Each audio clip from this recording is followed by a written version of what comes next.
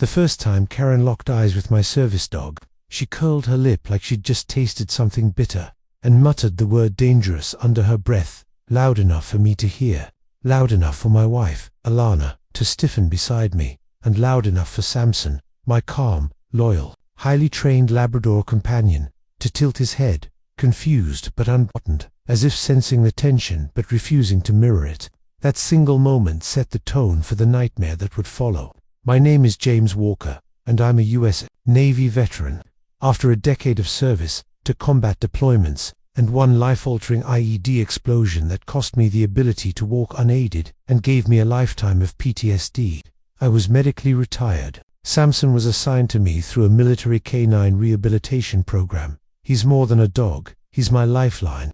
He detects oncoming panic attacks before I even feel them, helps me brace when my legs give out, and keeps me grounded when nightmares still claw at me in broad daylight.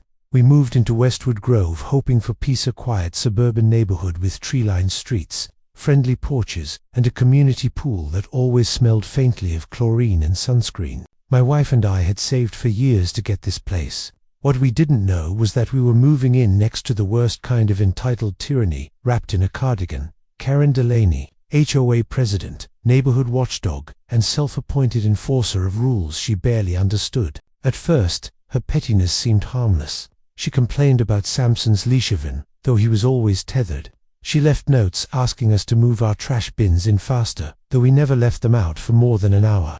Then, she escalated. I caught her photographing our backyard one afternoon, claiming she was documenting an unauthorized doghouse, which wasn't even a doghouse but a custom bench with Samson's name engraved on it, a gift from my brother. I tried talking to her calmly, explained that Samson was a federally protected service animal under the Americans with Disabilities Act. Her response: "That may apply in hospitals and airports, but this is a private community." I should walked away right then and there, but I didn't, because part of me still believed people could be reasoned with. I didn't realize Karen wasn't about reason, she was about control.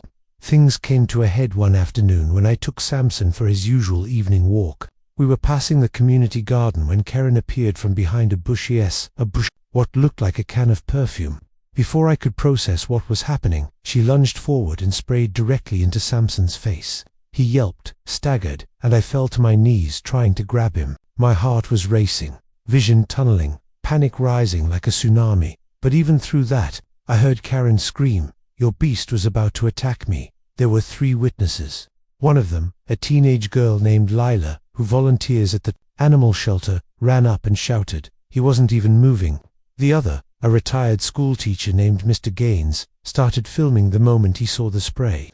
Alana came running from the house when she heard the commotion, and for a few terrifying moments, everything was chaos. Samson was whimpering, his eyes red and watery. My arms were shaking from the adrenaline. Karen stood there, victorious, muttering, "That'll teach him."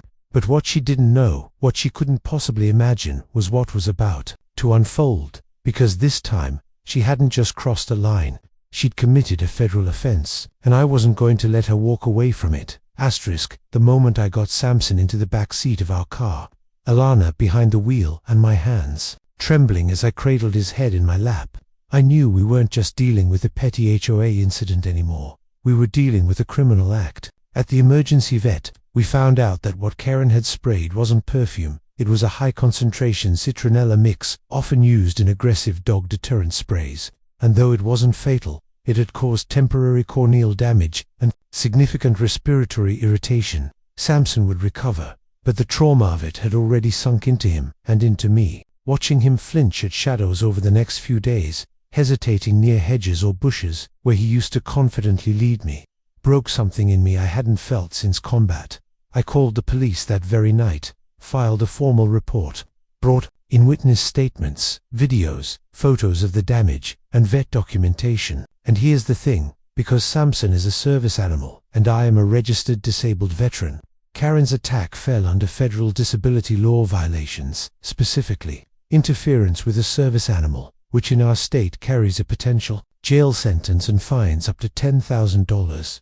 The officer assigned to our case, Detective Ramos, was a nonsense woman with a love for animals and a clear hatred for bullies. When she watched Mr. Gaines' video, showing Karen creeping through the bushes, then spraying Samson unprovoked, she immediately opened a criminal investigation. Karen, oblivious to what she'd done, kept walking around like a queen, smug and smiling, unaware that the walls were closing in. Then she made her biggest mistake yet. She sent us a cisandazist letter accusing Samson of being an unregistered emotional support animal and demanding we remove him from the premises for community safety. The letter, written in Comic Sans and printed on HOA letterhead, was not only laughable, it was wildly illegal. I forwarded it to Detective Ramos and our attorney, and they were giddy with how clearly it displayed intent and malice. Within the week, Karen received her first visit from law enforcement.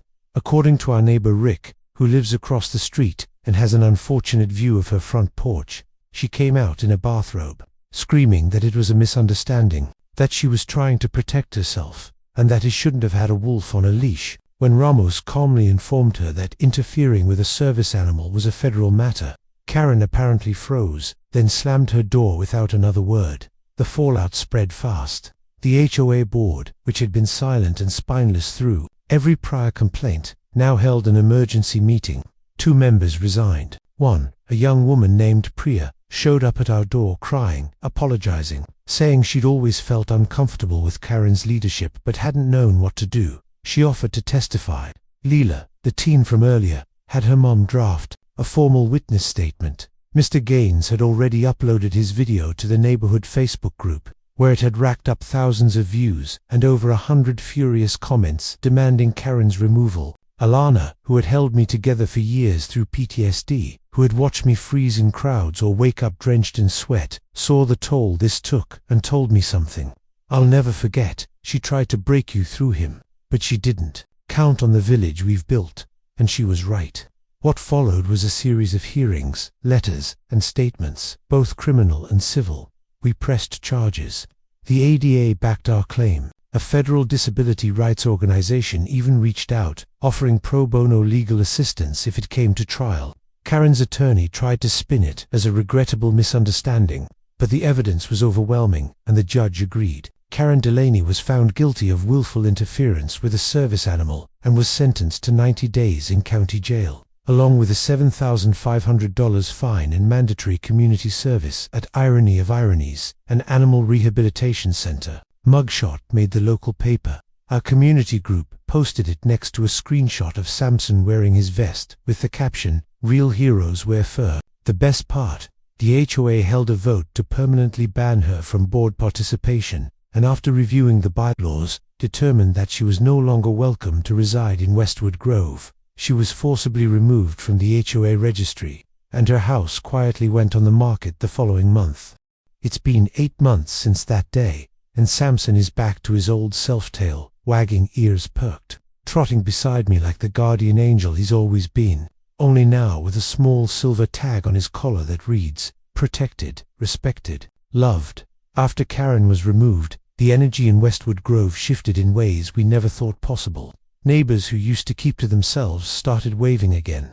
The board was restructured entirely, this time with real elections, real transparency, and a newly adopted code of kindness focused on inclusivity and accessibility. Rick, our across-the-street neighbor, became the new HOA president and even invited me to serve on the Community Safety Committee, a role I took with pride, not out of revenge, but as a commitment to making sure no one else would feel what we had felt under Karen's watch. Our backyard, once a place of stress and suspicion, became a sanctuary. We added a dog-safe water feature, planted a garden around Samson's bench, and hung up a carved wooden sign above our porch that reads Samson's Post. Every Sunday, kids from the neighborhood come by to feed him treats. Parents walk by and smile. And Samson has resumed his silent patrols, lounging in the shade but always alert, always protective. Still the hero in my story. I won't lie, what Karen did left scars. There are days I still get that tight feeling in my chest when someone walks too fast toward him, or when I hear the rustle of leaves behind a hedge. But the difference now is that I don't feel alone anymore. The neighborhood that once hid behind bylaws now stands with us.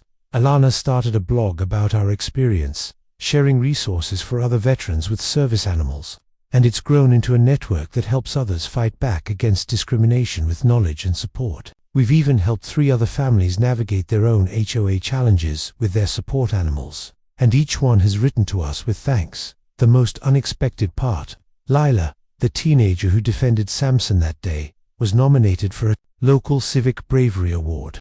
At the ceremony, she stood on stage holding the certificate, and when asked what gave her the courage to speak up, she simply said, "He was just a dog doing his job. I knew someone had to do theirs, too." I'll never forget that. As for Karen, she's disappeared from the town rumor mill. Someone said she moved in with her sister 2 counties over.